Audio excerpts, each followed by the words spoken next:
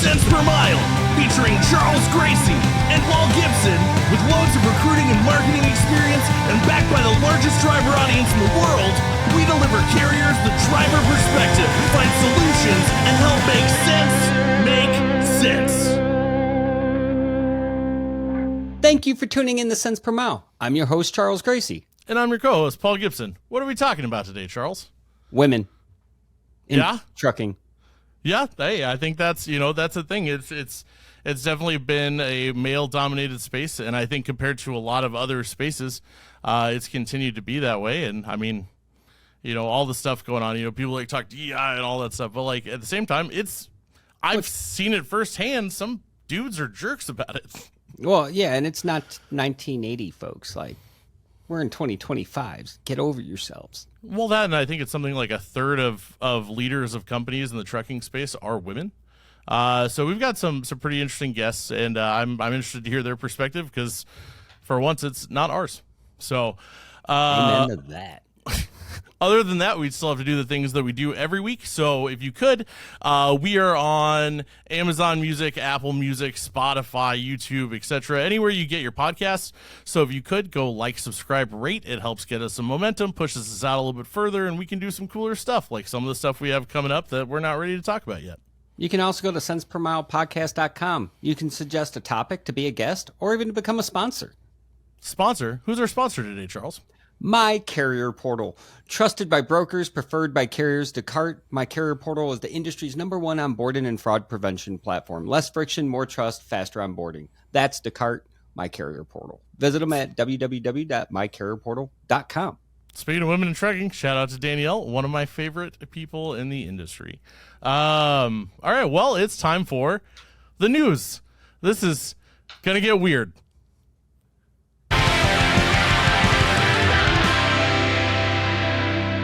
Welcome to the 2025 Trucking News and Media Draft.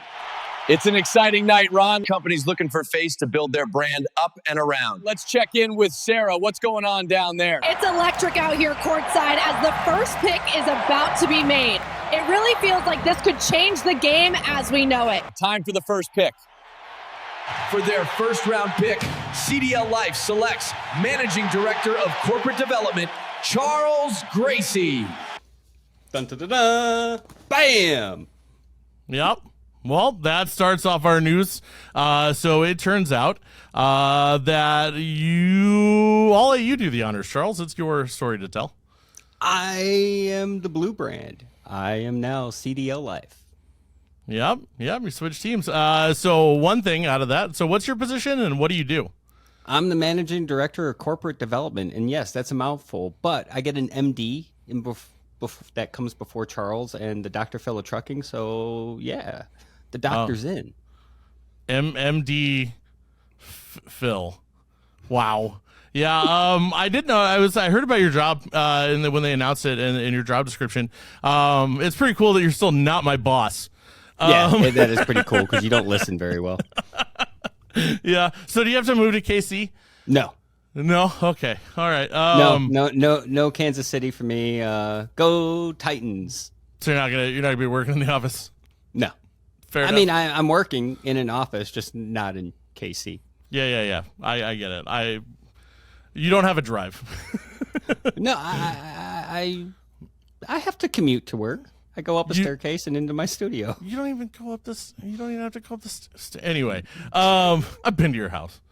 So why is this happening? And what does this mean? Why? That was my first question. Was why? Well, I mean, in a nutshell, CDLLife is full of awesomeness, and the only way it can get better is if I was there. So voila. No, but in all seriousness, you guys, us guys, and girls, are awesome and the largest driver media source in trucking. And with my involvement in the media, with my involvement in recruiting, it made sense to put everything under one roof to better service our partners and bring a better benefit to everyone else in the industry. Yep. And the best part is Charles's content will get better. I'm not sure it works like that. It does, because you'll have access to me and I'm better than you are. Cool. Have you heard of Canva?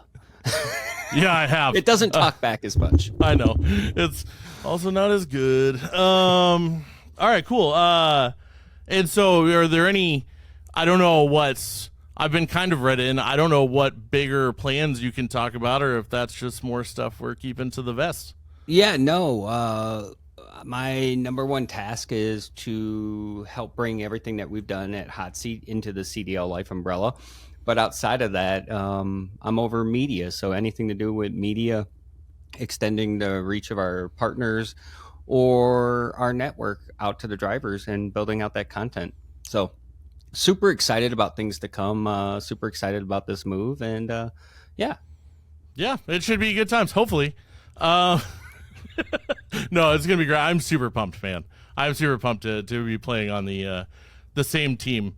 Under the same team, actually on the same team. Yeah, I mean, you got Michael Jordan and you got Dennis Rodman. I mean, Jordan. like Pippen. Or you got Batman and Robin. We could go Pippen because you're the height difference between me and you. You're kind of like Pippen. I'm kind of like Jordan. It's Rodman though. I guess I've done the hair. I do have the septum ring. It makes sense. Or you got Papa Smurf and Sleepy Smurf. Yeah, but also Jordan never did a movie with Jean-Claude Van Damme. So just saying. But all right, real quick into the actual news.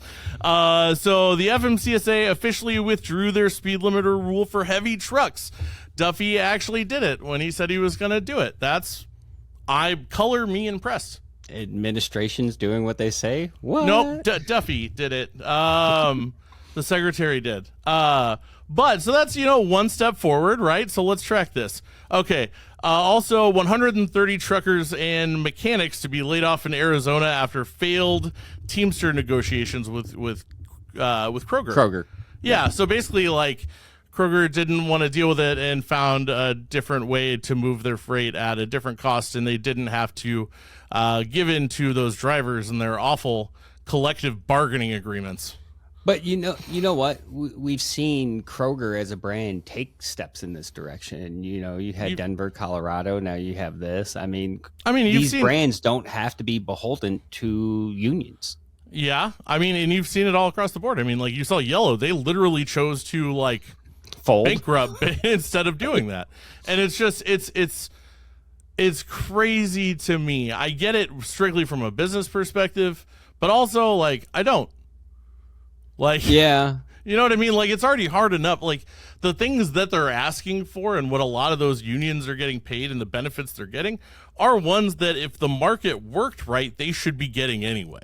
You're not wrong, but I think one of the disappointing outcomes when it comes to some of these union fiascos happening out there is the unions collect a good amount of money from its members.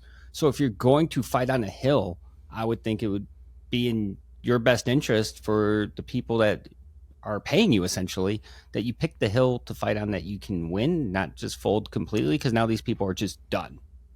Right, but at the same time, there's an element of that's also what you pay for. You pay for better. To lose your job? Well, why would you pay in if you're just going to get about the same that everybody else has? I'm not saying, I'm just saying within reason. Well, that's people are just unioned out. What you get from a union nowadays is not what it used to be back in the day, and we're seeing it across the board. I think what you used to get kind of check themselves a little bit. What you used to get from an employer back in the day isn't what you get from an employer now. Neither's the work ethic you get from your employees nowadays. That is actually statistically not true, but we are not going to get into how trickle-down economics didn't work.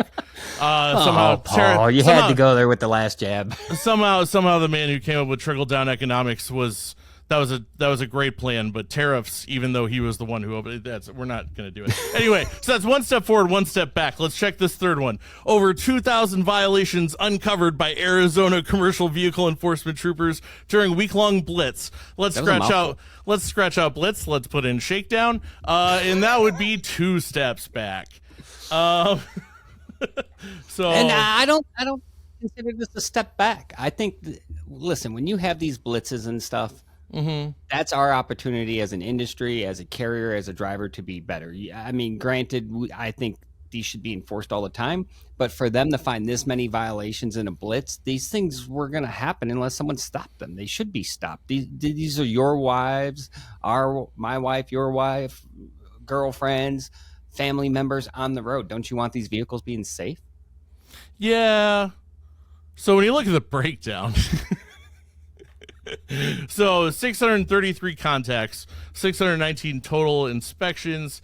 I think it was 2,098 equipment violations, but only 100 drivers placed out of service, 150 vehicles placed out of service, 41 hazmat inspections, 19 CMV restraint citations, Seatbelts. And 114. I mean, citations. if in 2025 you get a seatbelt violation,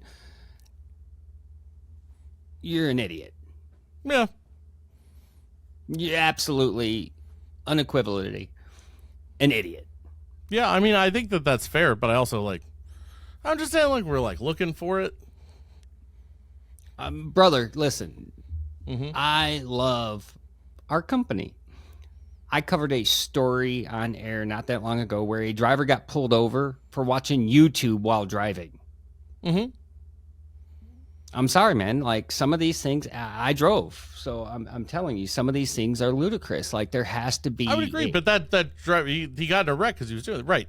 But he didn't just I'm talking about the seatbelt violations, keeping your truck in service and suitable to be on the road. That's fine. Checking your truck, not sipping your coffee when you're supposed to be pre-trip. These are all part of being a professional driver.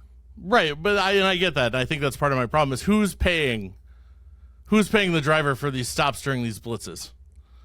Oh, that's a whole different topic. Well, That's I think carriers, but the blitzes themselves are an enforcement tool to make the road safer, and I'm here for them. And if you can't be there for them, then you're against them. And hey, man, how do you feel about being safe on the road? I don't know. I think there's a lot to unpack there. I think that there is a balance, and I think as a trucking industry, we don't do well with balance. But either way, you know who does? Tenstreet. And it is time to go behind the desk.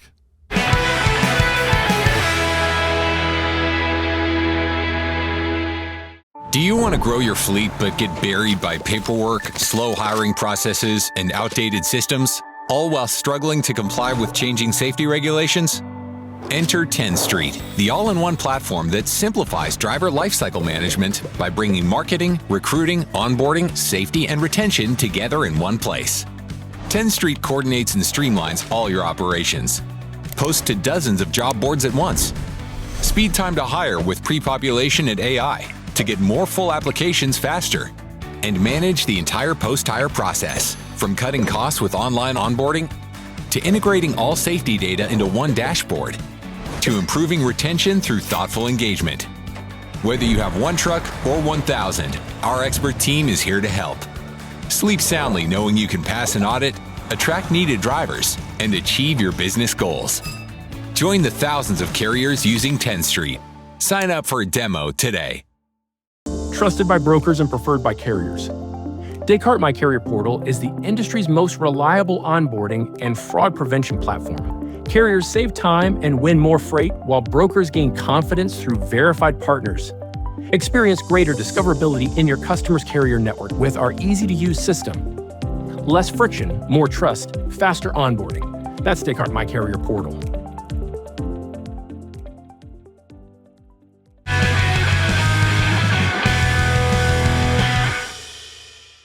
All right, so it's time to make sense. In this industry, there's a lot of people in it. There's a lot of people with a lot of different experiences. There's a lot of different jobs. We're all about getting things to communicate.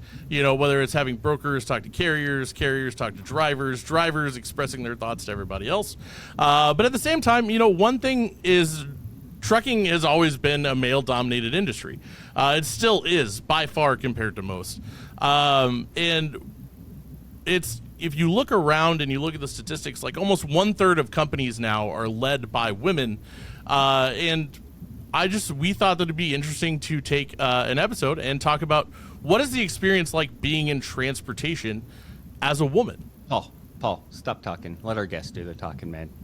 They got plenty to say. We've talked enough. We're bringing in Jessica Dotson, Director of Business Development at Multi-Service Fuel Cards, and Pamala Polyak, owner of Polyak Trucking, Polyak Logistics, Polyak Consulting, Polyak's Royal Detailing, and Royal Factoring.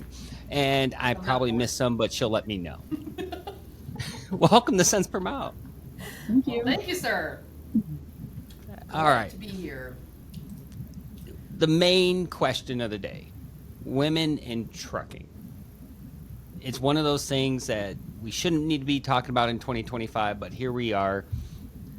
How does it feel to be a woman in trucking? We'll start with you, Pamela. How does it feel?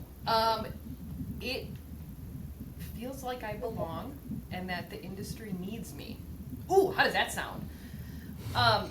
Industry needs a lot. Yeah, I know. I mean, it's honestly all I know. I grew up in this world, right? I grew up in I bought my dad out. So I've talked about it in various different platforms and ways and all that other stuff. This is just what I know. I will say in terms of taking over and employees and kind of gaining that respect, I started very early on doing interviews with calling out the fact that I didn't have my CDL. Because I think in my situation, it wasn't just so much that I was female, it was that I was the boss's daughter too. And so you needed to kind of earn the respect on different levels, but then flat out say, hey, I know I don't have my CDL. I know I haven't been on the road. I know I haven't been in your shoes, on your seat, however you want to phrase it, and owning it right off the bat so that they can never throw it back in your face later on. And that has worked miracles for me. Once I started doing that and finally had the fleet of all drivers that I had interviewed, that I've gone through the process with, and saying it didn't take long to have that respect and that open forum for it. So whether my boobs mattered in that situation or not, I'm really not sure. But beyond that, people are just surprised I'm not married. But if you saw my LinkedIn post today, it was all about my job resume as a wanting to be a future wife. So naturally, having you on, I saw that come on, and I had to click on it and read it. I'm like, no, what am I going to put? And then I realized what it was, and I'm like, wow, okay, did not expect. I was like, all right. It was refreshing to see a different approach on LinkedIn. Well, there's been a lot of talk, right, about women saying like, oh, this isn't a dating site, this isn't a dating site. Correct. LinkedIn's not a dating site, but I'd much rather know what your jobs are than know that you applied for and that you have one and didn't have a job. Might as well use the tool in front of me, right? I guess. At least you know that's not a terrible plan. At least it's not like, so what do you do for work? Oh, you don't have a job? Oh, it says swipe left. Swipe left. Yeah. Like, you gotta use it, right? I mean, it's not hiding away from it. That's my opinion. I think that's fair. Jessica, for you, you and I have had talks in the past, and one of the things that I've heard from multiple women in the industry is that the mistakes feel like they're more catastrophic because people want to amplify it if there's a woman behind the mistake over a guy. Is that your experience that you've seen here, or has it gotten any better? Well, as Paul had alluded to, trucking is still very male dominated. And crazy thing about it is, if you look back in history, that wasn't by accident. It's a product of decades of tradition, culture, and unspoken expectations. While many of the men out here have built their careers with pride, women like myself have had a much different experience. I mean, that's still, including, being the only woman in the room, having to prove myself twice as hard, being extremely underestimated and overlooked, and simply unheard. We're constantly accused of being too emotional, while men are, prided with passion. So it is still out there. It is still very relevant in the space. Whenever I first got into trucking, it wasn't by chance, and it wasn't by accident, and it wasn't through family. It was very deliberate. When my husband decided to be a truck driver, and we were learning as we went, and he said he was going to stand up a trucking company, I worked in accounting, and so I felt I can just throw my accounting experience in there, and it was a much different ballgame than what I had signed up for.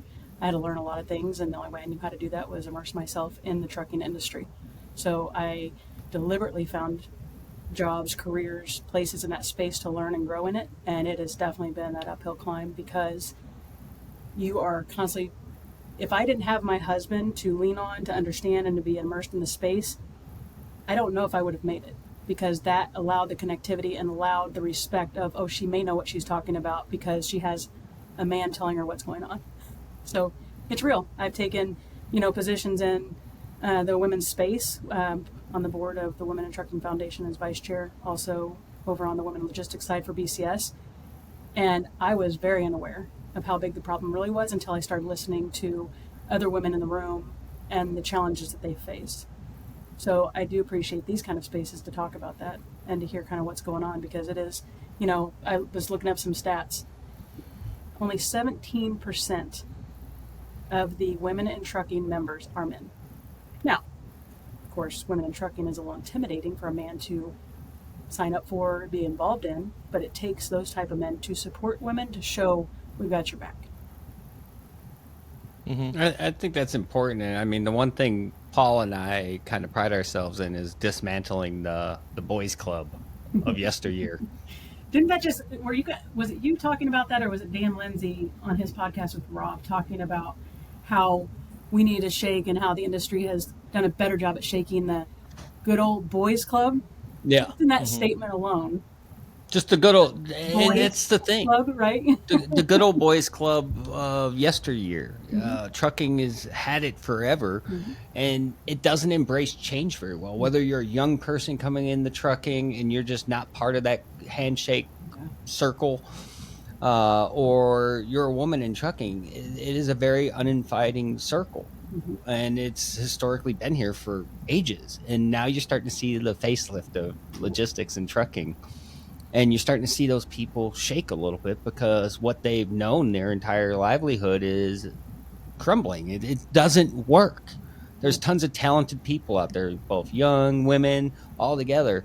Neither one of those groups should be alienated because they have a passion and it doesn't look like yours. Yeah, and every woman in this space has a different journey. There are those rare unicorns that have family in it. They grew up around it. They understand it. They are just groomed or calloused, I guess is a better word, to what the industry brings to the table. But women from different environments, from different backgrounds coming into the space, I can't even imagine how much harder it is for them. It's got to be intimidating, though. I mean, both you ladies are powerhouses in this. Your voices are heard. You're on social media. You're not shy about sharing those pain points. Do you see that ruffle people's feathers when you challenge the status quo? Oh, yeah. 100% challenged. And it's a complicated conversation because it brings two elements. In my position as Director of Business Development, I have to have good relationships with all people in the industry. And when you start to ruffle feathers and you start to speak up and bring awareness, that can cost you a business relationship, because a lot of people in this space want to avoid instead of address. And so it is a dangerous space, but it takes voices, it takes collaboration, it takes unity to kind of gradually keep on weeding this out of our industry. Now, Pamela, your experience, you kind of grew up in the industry, moved in and kind of made your own little niche side of it as well, expanded on it. Have you seen any friction with any of that trajectory, or, because you came in a family and you kind of saw it from boots up, it was a little different experience? Yeah, it was different. And I don't know if it's different because I grew up in it, or if it's just different because I choose, if I want a seat at the table, I'm going to sit at the table. I don't care if there's men or female in the room. If I'll get myself to the table, I'll figure it out, and I'll go with that. I don't know if my journey was harder or more difficult because I'm a woman. It just was what it was. I got through everything I needed to get through.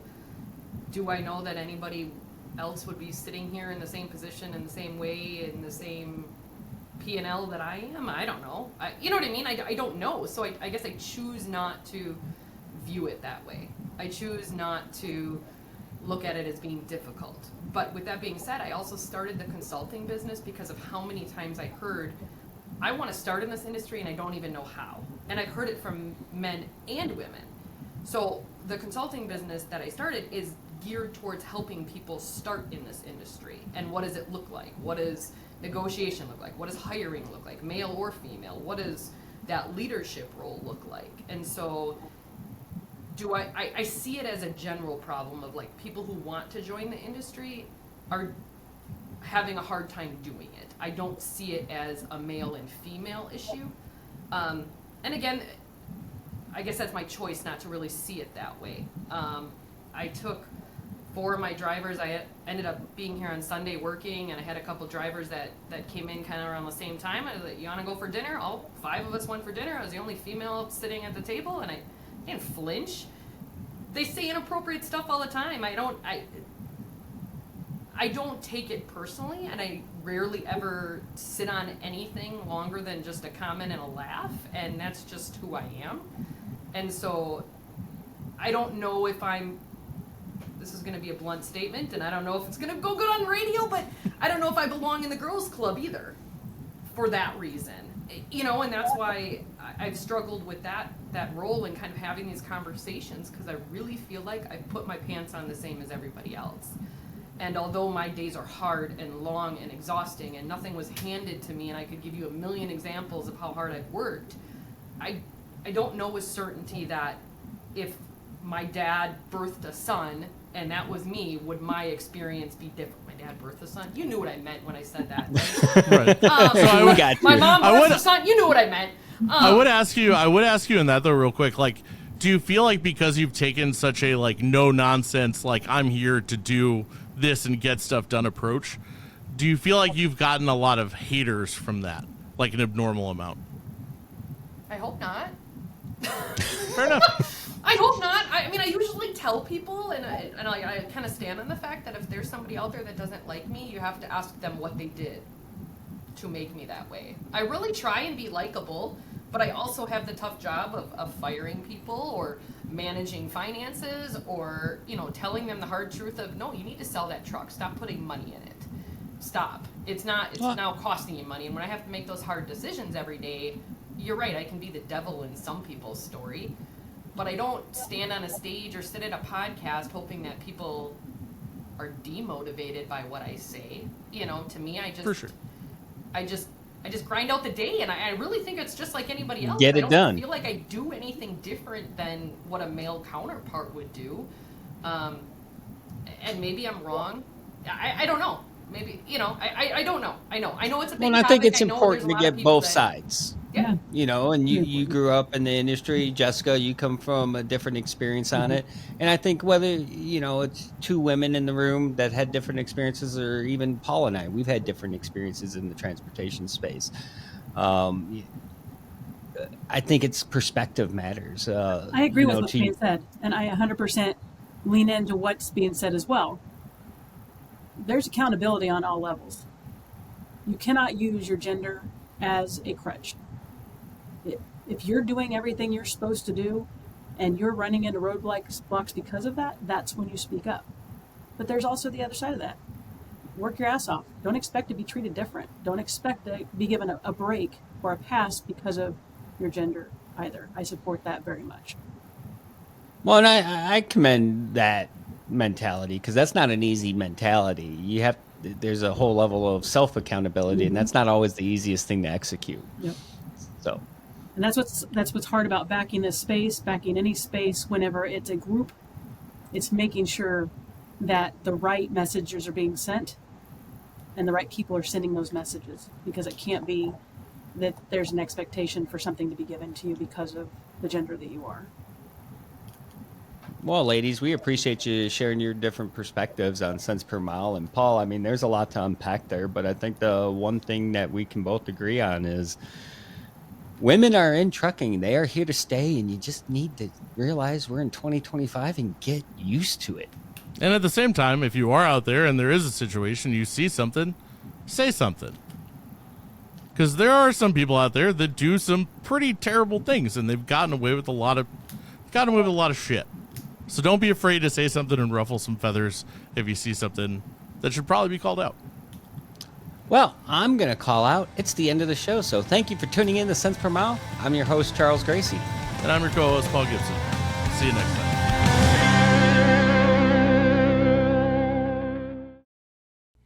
Charles isn't my boss.